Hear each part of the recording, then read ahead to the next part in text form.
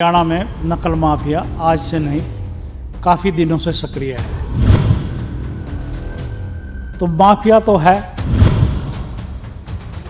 को धमकी मिली और बाकायदा फ़ोन के ऊपर धमकी आई, जब नंबर आ गया तो उन चीज़ों को लेकर तुरंत शिकायत क्यों नहीं की गई?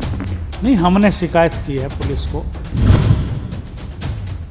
पहले तो उन्होंने ऑफर किया था कि हमने तो कुछ बच्चों का इस तरह से करा रखा है, हमने इतने पैसे कमा रखे हैं, उनमें से कुछ आप भी लेना चाहें तो ले लें।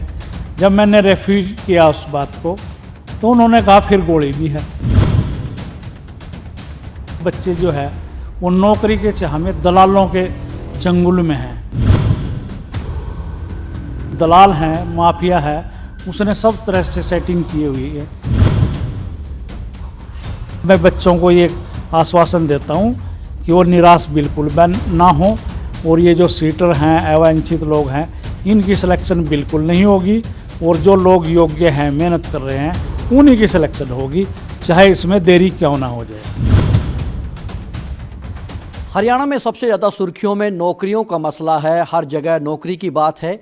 सरकार के दावे पारदर्शिता के हैं, लेकिन माफिया भी डाल डाल और पात पात की स्थिति में है। जहां पर हरियाणा कर्मचारी चयन आयोग अपने तरीके से पारदर्शिता के तमाम नियम बनाता है, उनको लागू करता है, लेकिन माफिया किसी न किसी तरह से उसमें झोल ढूंढता है और अपने तरीके से चीज़ों को चलाने की कोशिश करता है।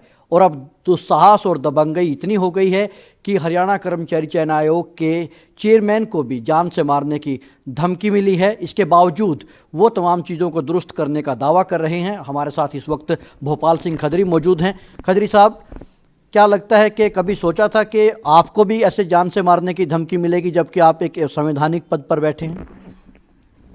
देखिए, हरियाणा में नकल माफिया आज से नहीं काफ़ी दिनों से सक्रिय है, और आप सब जो पत्रकार बंधु हैं, प्रेस से जुड़े हुए हैं, मेरा एक उनसे आग्रह है कि एक सीरियल आया है 9 घंटे का, विसल ब्लोयर, व्यापम घोटाले पर है वो।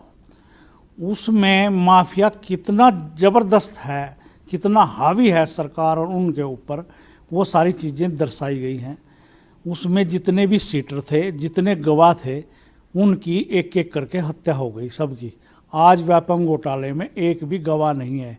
यहाँ तक कि एक जज ट्रेन में जाते हुए जहाँ उतरना था वहाँ मृत पाया गया।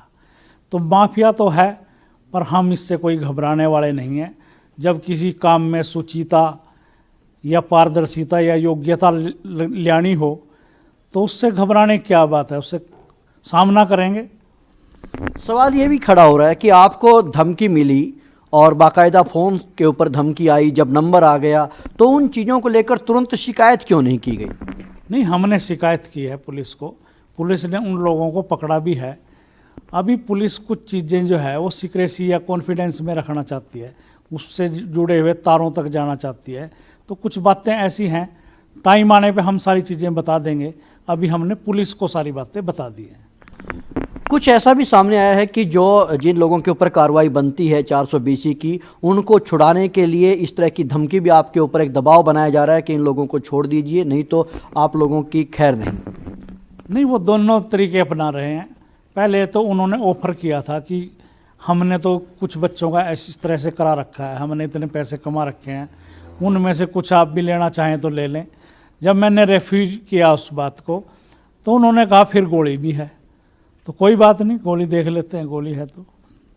बहुत से ऐसे भी मामले कुछ सामने आए हैं जो कोई परीक्षा में नहीं बैठा, उसके बावजूद भी पास हो गया, और 50-50 हज़ार रुपये में दौड़ लगवाने के मामले। जब परीक्षा में बैठा ही नहीं, पास कैसे हुआ? आपका तंत्र कैसे इतनी बड़ी चूक कर गया कि वो परीक्षा पास हो गई? नहीं, वो सीटर बैठा हुआ है। एग्ज़ाम के टाइम पे जो हमारी बायोमेट्रिक हो रही है वो फर्स्ट टाइम हो रही है ना, वो तो फर्स्ट टाइम है, फ्रेश बायोमेट्रिक है। जब वो दूसरे इवेंट पे आएगा तभी तो पकड़ा गया। वो हमारी जो व्यवस्था है उस व्यवस्था ही तो पकड़ा गया सर। हमारे को किसी ने बताया थोड़ी इसकी जगह कोई सीटर बैठा था। ये है कि एग्ज़ाम में हम उसको नहीं पकड़ सकते, क्योंकि बायोमेट्रिक उस टाइम फ्रेश रूप से हो रही होती है। मैच करने का कुछ साधन नहीं है ना वहाँ पे। मैच तो दूसरे इवेंट पे ही होगी, वो कहीं ना कहीं जाके दूसरी स्टेज पे पकड़ लिया हमने उसको। क्या ऐसा कोई मामला अभी तक सामने आया कि जिसमें फर्जी बायोमेट्रिक्स जो है वो प्लास्टिक के जरिए आजकल टेक्निक से बनाते हैं, ऐसा भी कुछ हुआ? ऐसे भी केस आए हैं जैसे ये जो लेमिनेशन के इन्वेल्व होते हैं इस तरह का, वो बच्चे उसके ऊपर लेके आए और दूसरे की फिंगरप्रिंट लेके आए हैं, और वो हमने पकड़ लिए। क्योंकि हम खाली बायोमेट्रिक से नहीं पकड़ते, जब हम देखते हैं कि बायोमेट्रिक मिसमैच हो रही है, मिसमैच कई बार हो जाती है, जेन्युइन कैंडिडेट की, एक्चुअल कैंडिडेट की भी हो जाती है, तो हम तुरंत उसकी वीडियोग्राफी और सीसीटीवी कैमरे की फुटेज देखते हैं। जब उस बच्चे ने जिस क्लासरूम में बैठ के पेपर दिया था, वो रिकॉर्डिंग भी तो है ना हमारे पास। इम्पर्सोनेशन तो हमारे को तभी पता चलेगा कि ये बच्चा जो इस टाइम पीएमटी या पीएसटी पे आया, उस टाइम इसकी जगह पेपर देने वाला कोई और था। जो फिजिकल चल रहा है उसके बीच में आप भी बच्चों के बीच में घूमते हुए दिखाई अक्सर देते हैं, वहाँ पर जाते हैं, तो जो पकड़े जाते हैं वो कहते क्या हैं? उनको किस तरह से आश्वस्त किया गया था कि कुछ नहीं होगा और आप जाइए?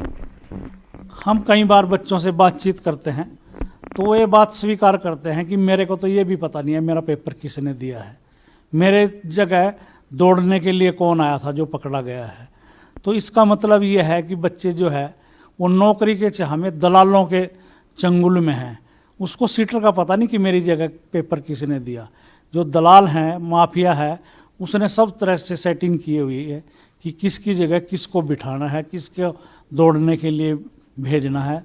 उसको हमारी जो ये व्यू रचना थी जो पकड़ने की, इसकी जानकारी शायद नहीं थी, तभी उन्होंने सीटर बैठाने में तो कामयाब हो गए, पर वो अगले इवेंट पे तो पकड़े गए।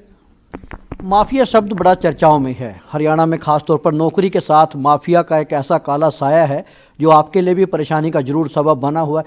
लेकिन ये जो माफिया है, क्या इसका हरियाणा लोक सेवा आयोग में जो माफिया सामने आया था उसके साथ भी कनेक्शन है या दोनों अलग अलग काम करते हैं? नहीं, देखिए ऐसा है, वहाँ पर एक अधिकारी पकड़ा गया था, तो इसका मतलब क्या था कि आयोग खुद ही इन्वॉल्व थे, अधिकारी या कर्मचारी इन्वॉल्व थे। मुझे यह कहते हुए खुशी है कि मेरे यहाँ जो मेरा आयोग है उसमें मेरे पीएन से लेके चेयरमैन तक कोई इस बात में इन्वॉल्व नहीं है। पूरा सोशल मीडिया, आप जैसे प्रेस के बंधु, ये सब जानते हैं कि हरियाणा स्टाफ सिलेक्शन कमीशन में कोई आज तक ऐसी घटना नहीं हुई। जो कुछ लड़कियां महिला कांस्टेबल की भर्ती में जिनके फर्जी जो जानकारी पाई गई, आपको क्या लगता है कि वो मैलाफाइड इंटेंशन थी या फिर कोई चूक उनसे हुई है, समझने में कोई भूल हुई है, और क्या आप कार्रवाई करने जा रहे हैं?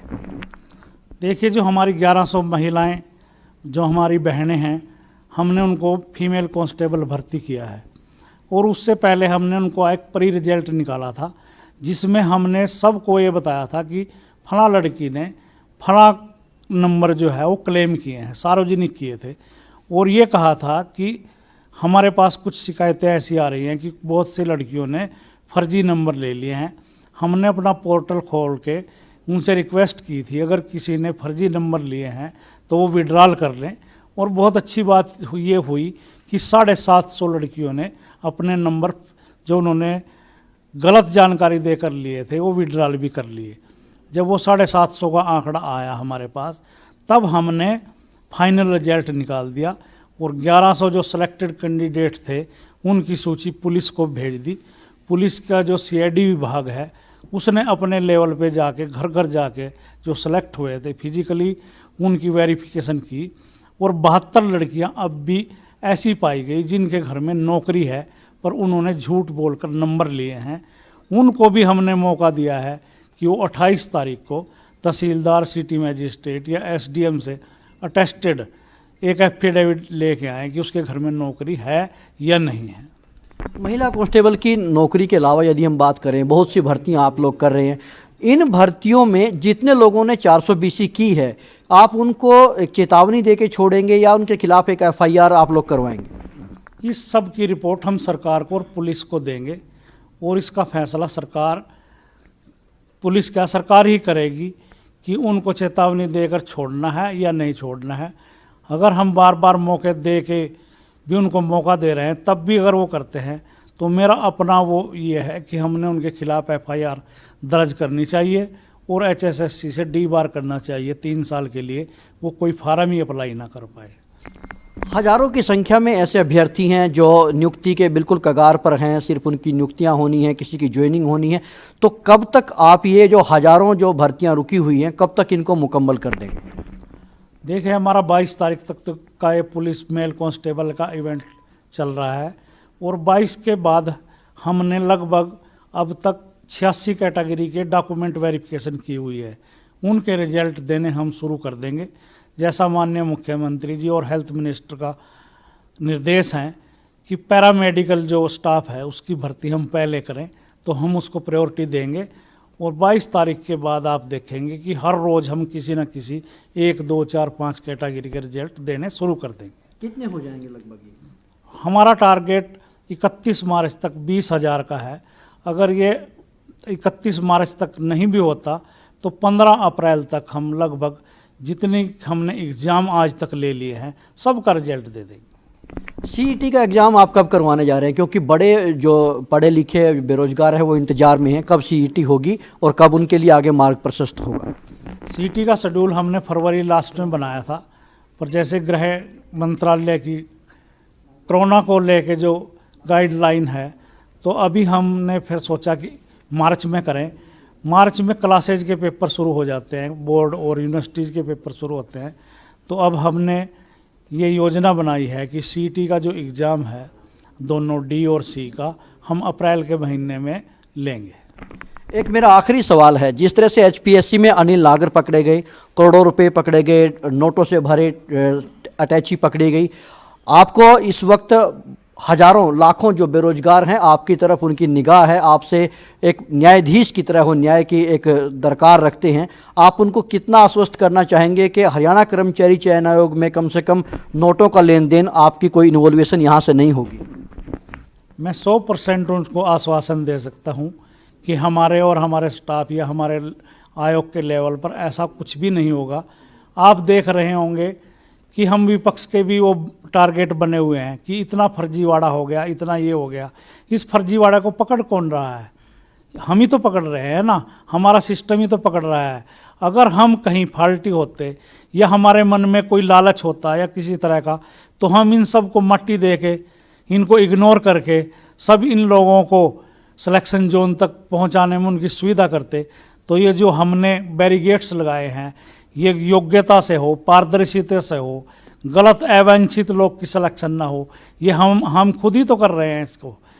तो मैं बच्चों को ये आश्वासन देता हूँ कि वो निराश बिल्कुल ना हो, और ये जो सीटर हैं, अवांछित लोग हैं, इनकी सिलेक्शन बिल्कुल नहीं होगी, और जो लोग योग्य हैं, मेहनत कर रहे हैं, उन्हीं की सिलेक्शन होगी, चाहे इसमें देरी क्यों ना हो जाए।